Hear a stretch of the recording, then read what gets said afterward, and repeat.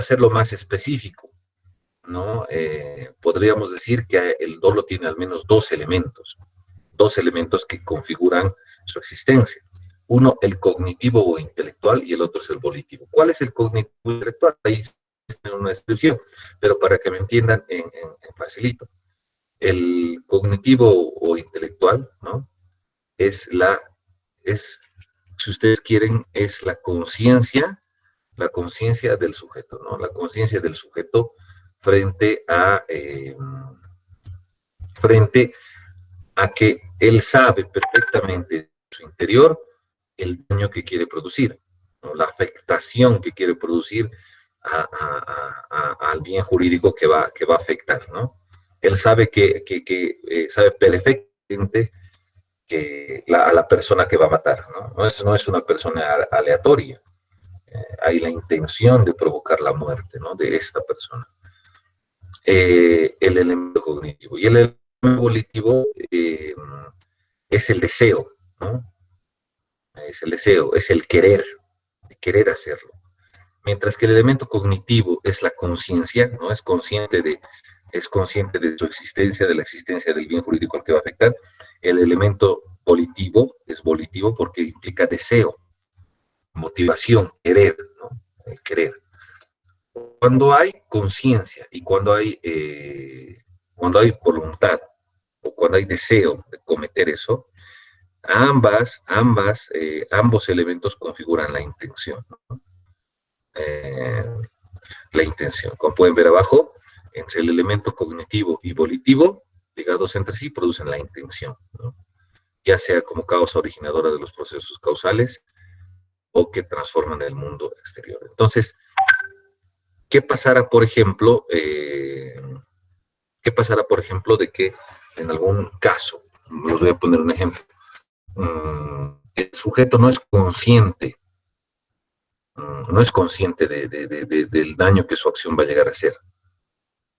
No se configura el elemento cognitivo, ¿no ve? El elemento intelectual, por lo tanto, ya no estaríamos hablando de dolo, ¿no?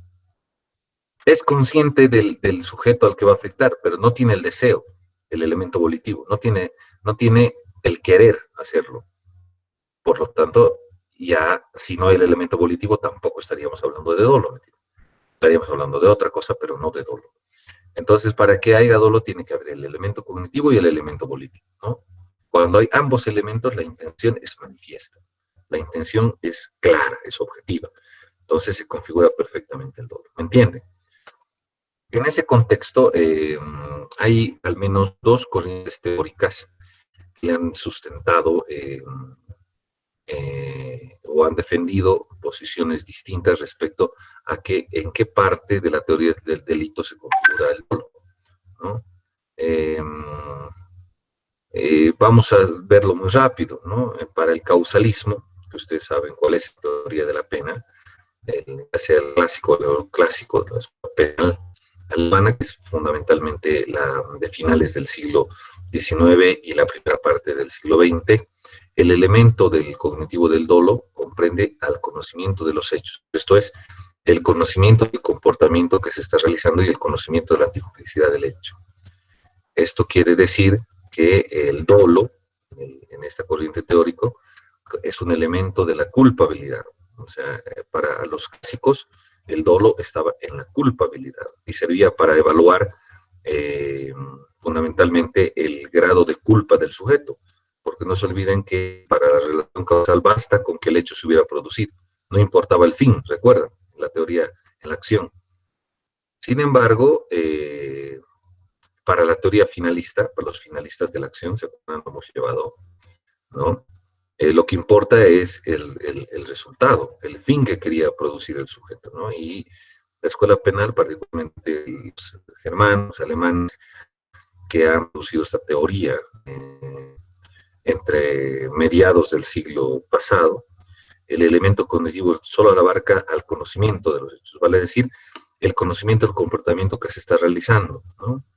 En esta posición, el dolo está en el tipo. Es justamente lo que aquí estamos evaluando. Y para la corriente finalista de la acción, el dolo está vinculado a la intención que el sujeto ha querido producir en el resultado. No, y por lo tanto no está en la culpabilidad, sino está en el tipo penal.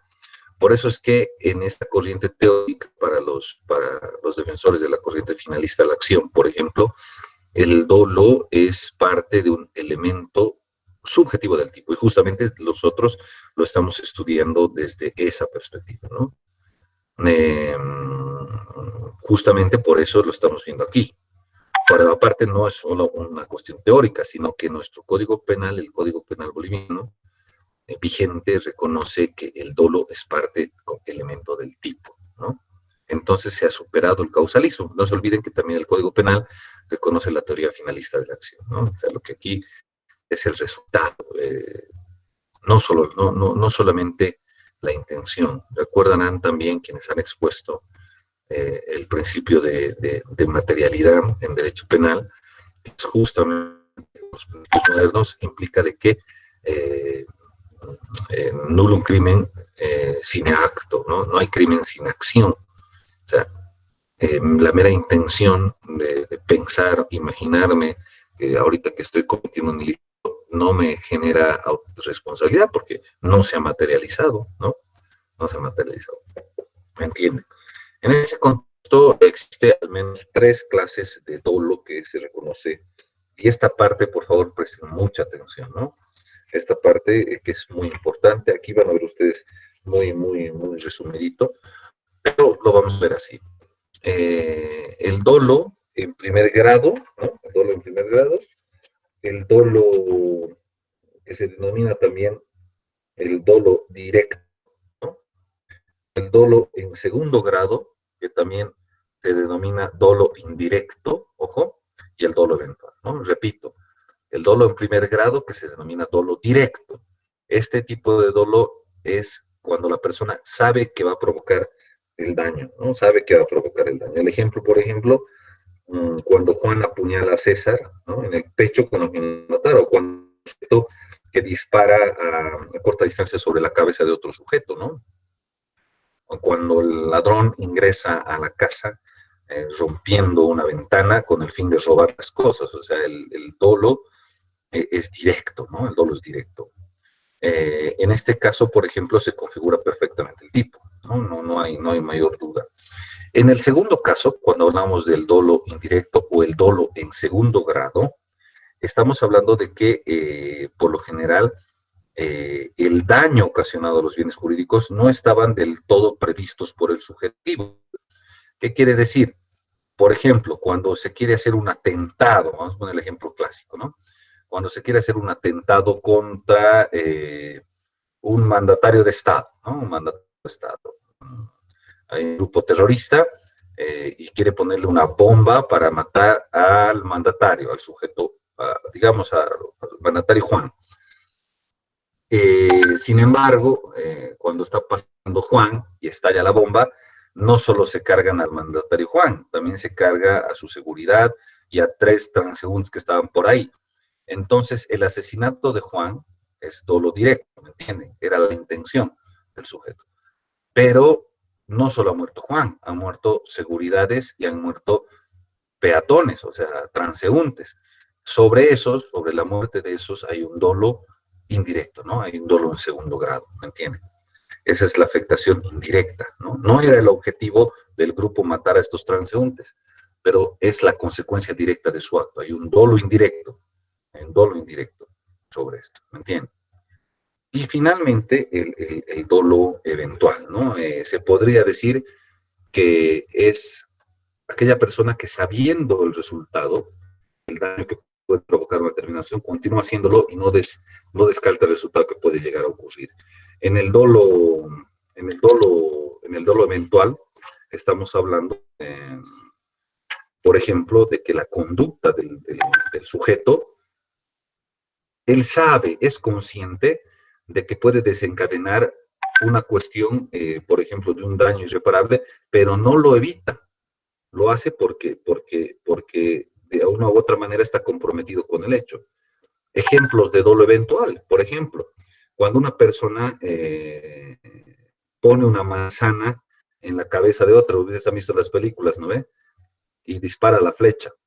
Obviamente, él no tiene la intención de matar al sujeto, no tiene la intención de probar una hazaña dándole a la manzana, ¿no? No a la cabeza del sujeto, pero de pronto él es consciente y todos son conscientes del daño que puede llegar a hacer.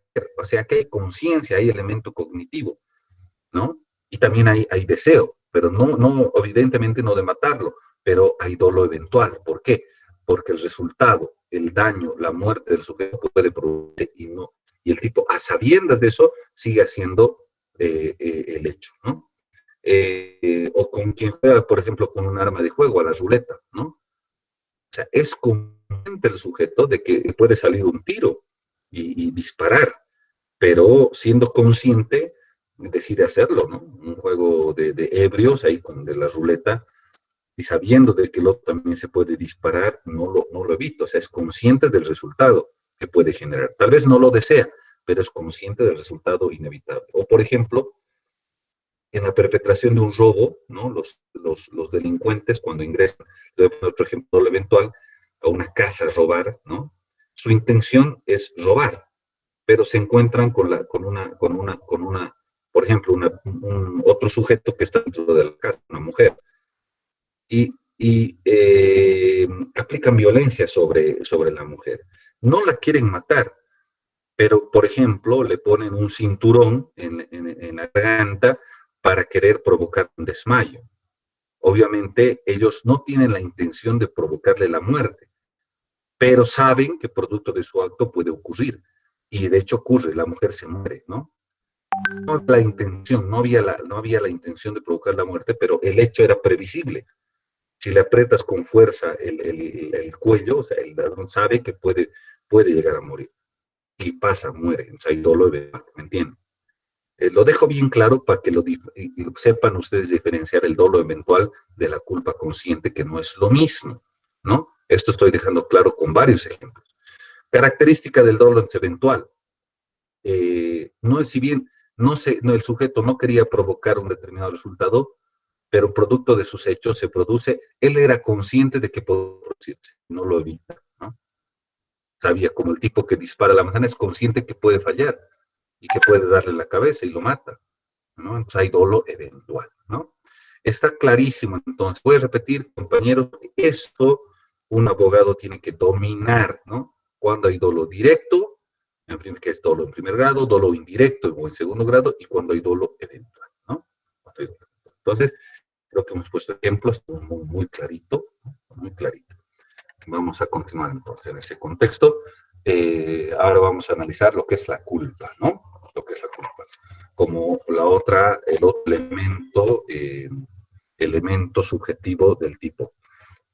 ¿Qué es la culpa? La culpa es una omisión de la conducta debida, ¿no? Destinada a prever y evitar un daño. Se manifiesta por la imprudencia, ojo, la culpa puede ser imprudencia, puede ser negligencia, impericia o inobservancia de reglamentos o deberes, ¿no? Entonces, la culpa puede ser imprudencia, negligencia, impericia o inobservancia de reglamentos o deberes, ¿no? Para tenerlo más claro, tenemos aquí en la lámina cuál es la diferencia entre el dolo y la culpa, ¿no? La diferencia entre el dolo y la culpa. Y rescatando la posición de varios autores, podemos decir que la diferencia entre el dolo y la culpa es la mala fe como elemento característico del dolo, ¿no? Para que haya dolo, hay mala fe. En la culpa puede que no haya mala fe, porque no será consciente, ¿no? Aunque la culpa puede ser consciente o no, como vamos a ver en qué casos, pero quien realiza una acción de la cual se obtiene como resultado un daño o perjuicio para un tercero, no persigue dicho fin, ¿no? Si bien puede ser consciente o no, es claro que en la culpa no se persigue el fin, mientras que en el dolo sí, ¿no? Eh, Existe en la teoría consenso, por ejemplo, de que el autor, en los casos de culpa, eh, tiene tal en los siguientes casos, ¿no? Asume la culpa en los siguientes casos. Por la falta de cuidado necesario en la ejecución de la acción, por el mero descuido al ejecutar dicha acción, por no prever las consecuencias del resultado de realizar la acción, ¿no? En general se tendrá culpa por la producción de una lesión, de un daño al ejecutar una acción y no preocuparse de los posibles resultados de ejecutar aquella, ¿no? O sea, la culpa no se tiene intención, ojo, ¿no? Cuando hay intención es dolo. Para algunos puedo estar siendo reiterativo, pero es importante que esto quede como ustedes, como rezo, ¿no? La culpa es intención, la culpa es imprudencia, pueden repetir conmigo, ¿no? La culpa, el dolo es intención, la culpa es imprudencia o negligencia. Entonces, cuando hay intención se busca un fin, cuando hay culpa, no se preveía ese resultado, pero producto de su negligencia, de la imprudencia, sí se produce ese resultado, ¿no? Vamos a poner ejemplos, pero mejor los vamos a poner ejemplos describiendo entonces las clases de culpa. Y cuando hablamos de culpa hablamos de dos tipos, ¿no? No se olviden que cuando hemos hablado de dolo hemos hablado de tres. El dolo directo, o de primer grado, de indirecto, segundo grado o eventual. Ahora en la culpa vemos dos. La culpa consciente o la culpa inconsciente, ¿no? La culpa consciente, ¿no? El sujeto entiende que su posible actuación, ¿no? Su posible actuación eh, que va a realizar, podría concebir un resultado malo, pero él tiene a la vez la percepción de que ese resultado no se va a producir, ¿no? Que no se va a producir, está seguro que no se va a producir. El ejemplo es, por ejemplo, cuando un peatón junto con su hijo pequeño cruza una calle por un sitio por donde no debería pasar y confiado en que no va a pasar ningún coche, pasa alguno, ¿no? Y las consecuencias nefastas. Es el tipo que tiene la alerta, no pasar, si ustedes quieren, no pasar pasar la alerta del tren, ¿no? No pasar la alerta del tren, tiene ahí un alto, pero mira y no hay el tren, ¿no? No hay el tren. Entonces, sabe que no debe hacerlo, pero lo hace porque ve el resultado imprevisible, el resultado imposible. Pero de alguna manera se mete y el tren llega, no alcanza a pasar y genera un accidente, ¿no? Entonces hay conciencia del posible resultado, aunque se ve como imposible, ¿no? Se ve como imposible. Se ve como imposible. ¿Cuál es la diferencia aquí? Solamente quiero señalar, ¿cuál es la diferencia entre el dolo eventual que hemos visto hace un ratito y la culpa consciente? Y la culpa consciente. Y es así, en todo lo eventual, el autor mira con indiferencia el resultado, ¿no? Lo deja al azar, sabe que va a producirse el daño. No quiere, quizás, pero sabe, como el caso de los ladrones que le ponen un cinturón para adormecer a la víctima, ¿no? En cambio, en la culpa consciente, también llamada imprudencia con representación, le preocupa que el resultado pueda producirse y su actitud, en cambio, no se manifiesta para que se produzca, ¿no? Pero es consciente de que puede pasar, distinto, ¿no? Es el caso, por ejemplo, al hecho del padre que cruza con su hijo, quizás cruza estando en verde el semáforo porque, porque está viendo que no hay ningún auto y ve lejano la posibilidad, no quiere que se produzca un resultado nefasto, pero pasa, ¿no?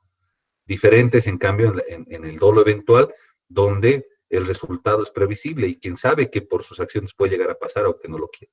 Entonces, la diferencia entre el dolo eventual y la culpa consciente, ¿no? En la culpa inconsciente, en cambio, quien ejecuta la acción no ha previsto el resultado. Aquí sí que no tenía idea, ¿no? Un conductor que transita por una vía a velocidad adecuada, de repente en un paso de peatones empiezan a cruzar dos personas, ¿no? Intenta frenar, pero le fallan los frenos, ¿no? Siendo estos y los peatones atropellados, ¿no? O sea, aquí de verdad que el sujeto activo, el autor, no tiene, de verdad no tiene no solo no tiene la intención, sino que de verdad no ha previsto el resultado, no ha previsto el resultado. eh, son los dos tipos de culpa, ¿no? La culpa consciente y la culpa inconsciente. En ese mismo contexto debemos analizar algunos otros elementos del tipo penal. Elementos del tipo penal en función de que implica la culpa y el dolo. Uno de los otros elementos es el consentimiento, ¿no? El consentimiento del interesado titular del bien jurídico posibilita que la gente exento responsabilidad. ¿Qué pasa si en medio del proceso ustedes han debido ver de que muchas veces se habla de que la otra parte, el sujeto pasivo, ha dado consentimiento? Implica entonces que ese consentimiento genera la extinción de la posibilidad de la responsabilidad penal. El consentimiento debe darse con la titularidad, o sea, el sujeto pasivo debe ser titular del bien jurídico, ¿no? Del bien jurídico. En este caso, por ejemplo, si es de la propiedad a la que alguien ha entrado a robar, ¿no? Tiene que ser capacidad, o sea, tiene que para dar su consentimiento tiene que haber capacidad, ¿no? De decisión, libertad y conciencia y exteriorización. El consentimiento es causal de justificación, ¿no? Entonces, es causal de justificación y por lo tanto extingue la responsabilidad penal, ¿no? Generalmente cuando hay consentimiento, lo que inmediatamente se deriva es en el acuerdo. Y el acuerdo es una situación de atipicidad, ¿no? Cuando hay acuerdo, ya no se entiende que ya no hay el ilícito penal, ¿no? Cuando hay acuerdo ya no hay el ilícito penal. Sobre el consentimiento, si bien genera una exclusión de tipicidad, en la doctrina penal y en nuestro código penal también señala que tiene un límite, ¿no? El bien jurídico, por ejemplo, la vida. No puede decir, aquí está, ¿no? Me he matado porque ha dejado una cartita pidiendo que me mate, ¿no? Aunque se han visto casos extremos, ¿no? En algún ejemplo, por ejemplo, ustedes recuerdan ese famoso caso donde en Alemania, recordarán, de los caníbales alemanes, donde en la Deep Web uno de los sujetos pidió públicamente que quién era voluntario para comerse su miembro, ¿no? Y otro tipo, claro, dijo, si yo me lo como, se juntaron, ¿no? Y le cortó partes de su cuerpo y ya empezaron a comerse, ¿no? Obviamente estamos hablando de una cuestión atroz, caníbales, pero una cosa que, ¿por qué lo traigo como ejemplo? Porque aquí se discutió el tema del consentimiento. ¿Había consentimiento? Sí, había consentimiento. Pero ¿hasta qué punto uno puede consentir que el bien jurídico del cual es titular se agravie, se dañe? Y por lo menos en el derecho penal y en nuestro código penal se habla de que hay delitos de carácter público, ¿no? Sobre todo cuando se afecta a la sociedad. En este caso, por ejemplo, la vida de uno ya no es solo propiedad de uno, es de la sociedad. Entonces, no tiene uno titularidad por sobre su propia vida. ¿Me entienden? Por mucho de que él hubiera consentido que lo maten, se lo coman, ¿no? Ya no es solamente un tema de consentimiento, porque se ha afectado a la sociedad. A partir de esa teoría, los delitos afectan a la sociedad y no solo al individuo. Y si es así, el individuo no puede renunciar a el agravio, no puede consentir el agravio a sus propios bienes jurídicos, ¿me entiende? Entonces, cuando se pone de por medio la vida u otros tipos jurídicos, otros bienes jurídicos, mucho más importante, el consentimiento no alcanza, ¿no? Pero sí, por ejemplo, puede darse en el caso de un robo, en el caso de un robo. Y generalmente esto se da, dice, cuando hay un acuerdo entre partes para que se extinga la acción penal, ¿no? En el caso de un robo. O cuando es muy discutido el tema del consentimiento en tipos penales como el de violación, ¿no? Decir, ahorita me está acusando de violación, pero en su momento había consentimiento, ¿no? Y eso se definirá con pericias, se definirá con valoraciones psicológicas u otras, etcétera. Entonces, como ustedes pueden ver, este tema del consentimiento puede ser un tema controvertido, ¿no? Puede ser un tema controvertido. Pero es parte, digamos, como la exclusión, porque si se entiende de que hay consentimiento, no hay, por lo tanto, tipicidad, ¿me entienden? No hay tipicidad. En esa misma línea de análisis, otro de los elementos que se deben analizar es el error de tipo, ¿no? El error de tipo en este tema. ¿Qué es el error de tipo? Se presenta un error de tipo cuando el autor se equivoca sobre una circunstancia que sea necesaria para completar el tipo legal. Quiere decir, a ver, ustedes tienen ahí eh, la descripción completa, ¿no?, del error de tipo, pero es cuando, para que me entiendan muy sencillo, cuando el sujeto activo confunde, el destino o el objeto de su acción. Confunde el destino o el sujeto de su acción. Uno de los ejemplos, por ejemplo, que yo he estado leyendo en el que señala el profesor Basigalupo, ¿no?, en la obra que también ustedes tienen, el tipo está un caso, por ejemplo, donde el vecino de un sujeto se disfraza de espantapájaros para hacer asustar a su vecino, ¿no?, para hacer asustar a su vecino. Entonces, el vecino sale, se asusta y le tira un escopetazo al espantapájaros y mata al vecino. Pero había un error de tipo. ¿Por qué? Porque el sujeto activo no entendió de lo que se trataba. Para él era una cosa inanimada. Le disparó, no había intención, y por lo tanto tampoco puede haber algún tipo de culpa, no culpa inconsciente, pero si se justifica el error de tipo, ni siquiera hay culpa, porque el error de tipo es eximiente de la responsabilidad criminal. ¿Entienden? Muchas veces, entonces, como abogados, a ustedes les tocará demostrar el error de tipo, ¿no? Mi cliente no sabía, no entendía, ¿no?, lo que pasaba, ¿no? Es, por ejemplo, el ejemplo que tenemos aquí, cuando un sujeto que está acampando en el bosque, ¿no?, un sujeto que está acampando en el bosque y de pronto escucha unos ruidos raros, ¿no? Sabe que no hay nadie cerca, es consciente de que está lejos de la ciudad, y de pronto de los arbustos ahí ve un movimiento, se siente en peligro y le mete un tiro, ¿no?, pensando en algo, y resulta que mata a Juan, ¿no? Mata a Juan. Pueden darse dos supuestos en la teoría, ¿no? El error de tipo pensible o el error de tipo invencible, ¿no? En el error de tipo invencible, ¿no? Debe entenderse que solamente excluye la responsabilidad criminal. Por ejemplo, ¿qué pasará si podemos demostrar que el tipo, en este caso, un cazador experto? Aparte tenía viniculares nocturnos. Aparte el tipo sabía perfectamente distinguir los movimientos, no, por su experiencia. Entonces, puede haber error de tipo, puede ser que el tipo pudiera haber razonado en ese momento pensando que le ha disparado a un animal salvaje y no a Juan, pero podía haber sido un error de tipo vencible, ¿no? Vencible. Podía haber tomado, por su experticia y demás, podía haber tomado alguna previsión. Pero no, de lo contrario, mi cliente era un tipo que ni siquiera sabe usar el arma, ¿no? No distingue, aparte, miren, su dioptría es de 5 en un ojo y 6 en el otro, como su profesor de Derecho Penal. Entonces, como el tipo es medio ciego, entonces, no, pues compañero, el error de tipo era invencible, no podía haberlo evitado. ¿Me entienden? ¿Me entienden? Entonces, se entiende que cuando el error de tipo es, por ejemplo, vencible, podía de alguna manera,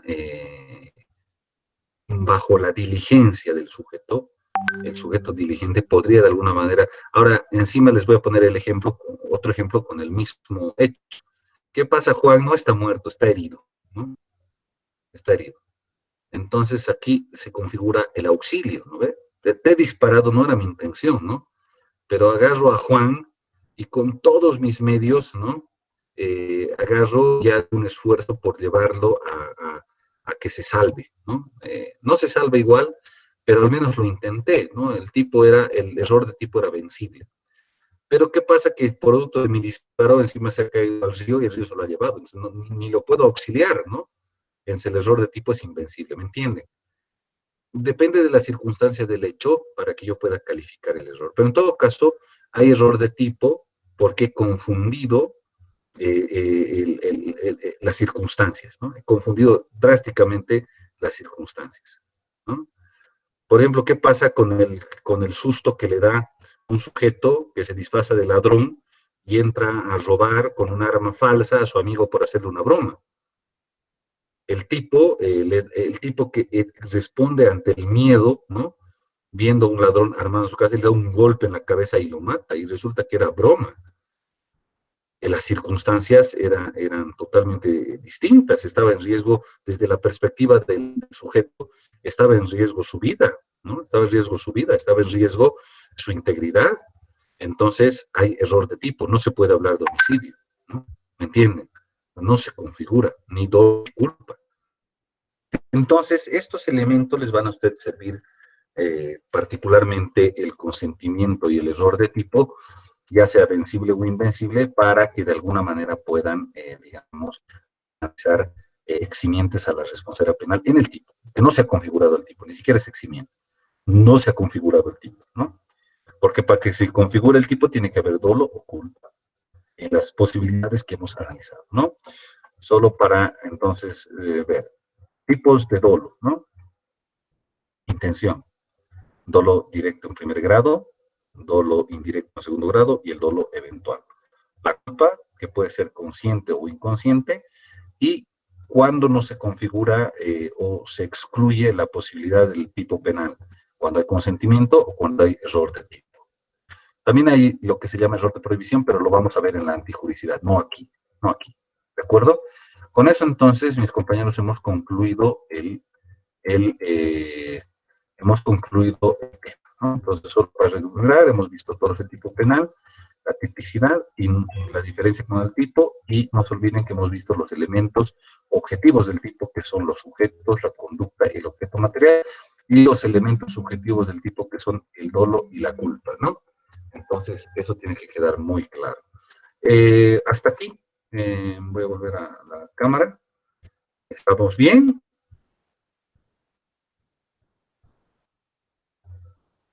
Muy bien. ¿Se entiende? Aparte que van a tener las diapositivas y van a tener la clase grabada, ¿no? Si quieren volverla a echar. Adelante. Disculpa, no sé si me lo podría un poquito aclarar, no logro entender del error de tipo vencible e invencible. Por doctor. Sí. A ver, eh, vamos a poner, ¿no? El error de tipo es invencible cuando el sujeto que lo sufre no está en condiciones de evitarlo, superarlo. No puede evitarlo, ¿no? Eh, es el caso, por ejemplo, de que cuando se ha disparado ya el arma, ya no está en condiciones de retractarse. O sea, él no tuvo la intención de matar, confundió las circunstancias, ¿no? Disparó al espantapájaros, ¿no? Espantó a pájaros. En cambio, el error de tipo es vencible, ¿no? Cuando el error podía haber sido evitado presentando la debida atención o diligencia en la actuación. Un otro ejemplo, por ejemplo, revisando al profesor Sigalupo, es, por ejemplo, la enfermera que suministra un abortivo a una embarazada, confundiéndolo con otro medicamento. Confundió, estaba mal anotado. Otra enfermera puso mal, anotó mal. Por supuesto, ahí hubo una negligencia, pero la enfermera que suministró, le suministró pensando que era un medicamento y resulta que era un abortivo. Entonces, eso podía haberse evitado. Por lo tanto, el error de tipo era vencible en las circunstancias, ¿no? Podía en ese momento tomar las diligencias para generar, digamos, una situación de reversión de lo que se ha hecho. Pero cuando es invencible es cuando, por ejemplo, el tiro, ¿no? Al espantapájaros ya está muerto, ¿no? Entonces, la diferencia es muy sutil porque se entiende que cuando hay error no hay tipicidad, no hay tipicidad, no se configuran los elementos del tipo, ¿no? No se configuran, porque el sujeto entendía que las circunstancias eran de tal manera en que no había ni siquiera la configuración cognitiva, ni volitiva, ni siquiera la imprudencia como para cometer el ilícito, ¿no? Ni siquiera la negligencia. Pero él entendía que las circunstancias eran totalmente distintas. ¿Se entiende? Sí, doctor, gracias. Muy bien. Son, generalmente son diferencias muy sutiles, ¿no? Pero que ustedes tienen que conocer también. Generalmente, por ejemplo, la división entre vencible e invencible es una discusión doctrinal. Lo que sí está como un eximiente o sea, lo que sí está como una causa de atipicidad es el error de tipo en general, ¿no? Y les va a tocar a los que defiendan derecho penal en algún momento defender a su cliente diciendo que el cliente entendía que lo que estaba pasando era otra cosa, ¿no? Le estaban haciendo una broma, pensaba que él realmente su vida estaba en riesgo, ¿no? Y por eso dio el golpe, ¿no? O sea, no entendía lo que estaba pasando. O sea, las circunstancias eran de tal suerte engañosas que el sujeto pensaba que estaba actuando en una proporción totalmente distinta a la realidad, ¿no? Y cuando hay eso, hay error de tipo, ¿no? Ese es el error de tipo. No sé, ¿alguien más quiere participar, compañeros? Doctor, buen día. Una consulta. No, adelante. En el caso de un estado de necesidad, ¿esto podría llegar a recaer en un error de tipo vencible o invencible? Lo que pasa es que en el estado de necesidad, que el sujeto es consciente de lo que está pasando y por lo tanto su acción sabe, mide lo que está pasando, pero tiene que actuar de una determinada manera para evitar, ¿no?, un daño mayor, estado de necesidad, ¿no? En cambio, el tipo no es consciente de lo que está pasando. Las circunstancias son totalmente engañosas, las circunstancias son erróneas, ¿no? Las circunstancias son erróneas. Parece forzado, pero repito, o sea, ve el espantapájaros, para él es un sujeto inanimado, una cosa que no tiene vida, y le da un golpe o le dispara, ¿no? En cambio, y por lo tanto, error de tipo, las circunstancias, el sujeto entendía tal que eran otras, no están vinculadas al resultado. En cambio, el estado de necesidad puede ser distinto, puede ser realmente de que el ladrón se entra a su casa, un ladrón real, ¿no? Y él acciona un mecanismo de defensa por el estado de necesidad. Pero él es consciente de que, y de verdad hay el ladrón, ¿no? O sea, las circunstancias no lo engañan. ¿Entiendes la diferencia? ¿Se entiende, compañera? Sí, doctor, gracias.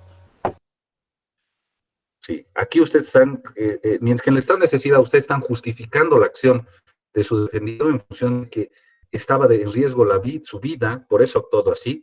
En este no, solo que él entendía las cosas de distinto tipo. No sabía que la pastilla que le estaba dando confundido,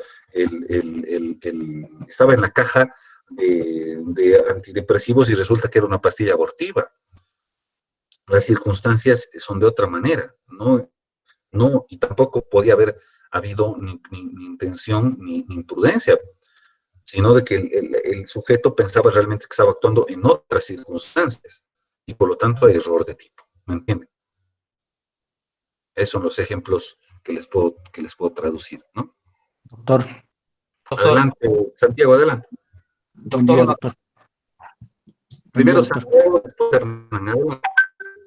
Sí, doctor. ¿Nos podría comentar de los hechos que ocurre en defensa propia, doctor? Sí, lo que pasa es que la defensa propia, ¿no? Lo vamos a ver en culpabilidad. Eso viene de cuando estudiamos el tema de la culpabilidad, vamos a analizar el grado de la culpa o no del sujeto en función de las acciones que han tomado, por ejemplo, para asumir una defensa propia, ¿no? No lo toco aquí porque lo vamos a analizar más adelante con calma, ¿no? La defensa propia es uno de los elementos que vamos a estudiar con la culpabilidad, ¿no? Aquí estamos en la tipicidad, ¿no? ¿Estás de acuerdo, Santiago? Gracias, doctor. Está bien. Hernán. Buenos días, doctor. Una consulta. ¿El error de tipo puede ser también en una circunstancia tal vez de varias personas? ¿Se puede decir que ha habido un error de tipo? Como dice usted, que no que no se puede hacer de la... No, invencible. Sí, pero no te olvides que para que haya error de tipo, independientemente de las personas que puedan haber, el sujeto que ha accionado y que ha producido un resultado estaba entendiendo que ocurría otra cosa, ¿no? No las circunstancias reales. Tiene que haber ahí una confusión. Bien. Claro, doctor. Gracias. Tiene que haber una confusión. Por eso puede darse en circunstancias también muy concretas, ¿no? Circunstancias muy concretas. Es el cazador que está ahí y que pensaba que venía el puma a matarlo, ¿no? Y que dispara y no era el puma, era Juan, ¿no? Adelante, ¿quién más quiere participar? Sí, doctor, yo tengo una pregunta. Perdón. Rodrigo. Adelante. En el caso de que algún extranjero vaya a un país o venga, digamos, a Bolivia y no tenga conocimiento de las normas de Bolivia y Sí. infrinja un delito, ¿eso caería en la figura de error de tipo? Dependiendo. Yo más me voy a dar un ejemplo, voy a mejorar tu ejemplo. ¿Qué pasa que un americano, que en su país hay libertad para el uso de armas, viene a Bolivia y resulta que aquí lo detienen por dotación ilegal? Está bien el ejemplo, ¿no ve? Es lo que me está diciendo, porque él desconocía que aquí era prohibido. Para él, en su naturaleza, en su costumbre, era normal usar armas, pero resulta que aquí no. Entonces, no hay error de tipo, ahí hay error de prohibición. Lo vamos a ver en la antijuricidad. Cuando él no entiende que lo que está haciendo está prohibido, que para él es algo normal. Cuando, por ejemplo, es para un ciudadano, por ejemplo, que vive en una determinada comunidad, y en la comunidad, por ejemplo, hacer ciertas prácticas son comunes, y resulta que va a otro lugar, por ejemplo, y está, por ejemplo, andando ebrio en vía pública, y lo quieren detener porque resulta que hay una prohibición, ¿no? Pero él no entiende porque en su lugar donde vive y demás, para él eso es normal. Entonces ahí el error es de prohibición. Hay el error de tipo y hay el error de prohibición, ¿no? En el tipo penal hemos visto el error de tipo, y el error de prohibición vamos a ver en la antijuricidad. Pero el ejemplo que tú das del extranjero yo diría que es error de prohibición. ¿Está bien, Rodrigo? Sí, doctor. Una pregunta más que tal vez es secundaria a la que hice. ¿Sería lo mismo, digamos, que un extranjero venga aquí y cometa infrinja un delito? Claro, él no sabe las normas de aquí, pero poniendo un ejemplo ya más interno, que una persona del área rural, que digamos su deber como boliviano es conocer las normas de la Constitución que están establecidas en la Constitución y no conozca, infringe un delito que está en la Constitución. Pero, ok, pero no te olvides que no hay delitos en la Constitución, ¿no? O sea, solo puede haber delitos en el Código Penal. Entonces, tendríamos que discutir con un ejemplo concreto, ¿no? Pero si un extranjero viene y comete delito, si el daño, el daño que ha producido y ha dañado un bien jurídico, se lo puede procesar igual. En el error de prohibición estamos hablando de que no se ha producido el hecho, sino no ha habido lesión a un bien jurídico propiamente, sino de que se ha malentendido la prohibición, que es distinto, ¿no? ¿Entiendes? Entonces, hay que analizar un hecho concreto, ¿no? Está bien, muchas gracias, doctor. Está bien. No sé si alguien más quiere participar, mis compañeros, si no, podemos avanzar al tema 13, aunque ya es las 11. ¿No? ¿Se entiende? Doctor va a ser ministro, me pregunta. Del tema estamos hablando, compañeros. Pero no voy a ser ministro. En vano me han circulado por ahí. A ver, Martín, ¿estás? Sí, doctor. Ya, muy bien. A ver, Mis compañeros, ya, ustedes han visto de que en el programa de penal, a ver, espera, vamos a ver plazos, aquí está.